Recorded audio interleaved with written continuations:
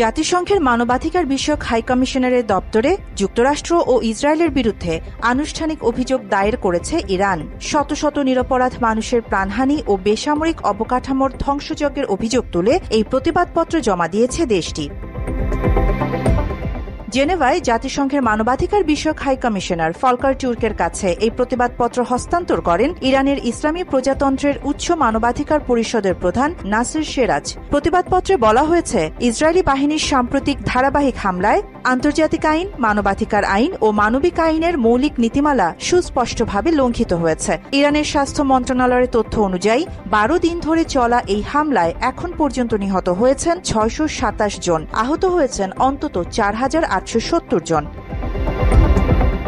প্রতিবাদপত্রে অভিযোগ করা হয়, ইসরায়েলি বাহিনী পরিকল্পিতভাবে ইরানের গুরুত্বপূর্ণ বেসামরিক স্থাপনায় হামলা চালিয়েছে। এর মধ্যে রয়েছে Islamic Republic of Iran broadcasting এর কেন্দ্রীয় সদর দপ্তর, স্বাস্থ্যসেবা কেন্দ্র, কারাগার, আবাসিক এলাকা এবং নগর ও গ্রামীণ অঞ্চলের নানা স্থাপনা। এছাড়া দেশটির কয়েকজন খ্যাতনামা পরমাণু বিজ্ঞানীকেও তাদের নিজ নিজ বাড়িতে লক্ষ্যবস্তু করা হয়েছে।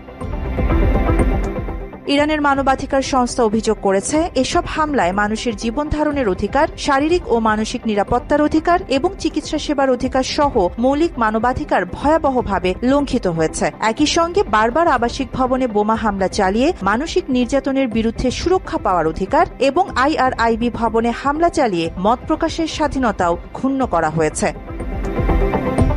প্রতিবাদপত্রে আরও বলা হয়, ইসরায়েলি বাহিনী সামরিক ও বেসামরিক লক্ষ্যবস্তুর মধ্যে কোনো পার্থক্য করেনি। বেসামরিক নাগরিকদের নিরাপত্তা নিশ্চিত করতে পূর্ব সতর্কতা বা সুরক্ষা ব্যবস্থা গ্রহণ করা হয়নি। পরিকল্পিতভাবে আতঙ্ক সৃষ্টির মাধ্যমে জনগণের স্বাভাবিক জীবন বিপর্যস্ত করে তোলা হয়েছে। ইরান এই হামলাকে আন্তর্জাতিক মানবাধিকার আইনের সুস্পষ্ট লঙ্ঘন আখ্যা দিয়ে জাতিসংঘ ও আন্তর্জাতিক সম্প্রদায়ের জরুরি হস্তক্ষেপ দাবি করেছে। আরিবা জাহান, বাংলা এডিশন।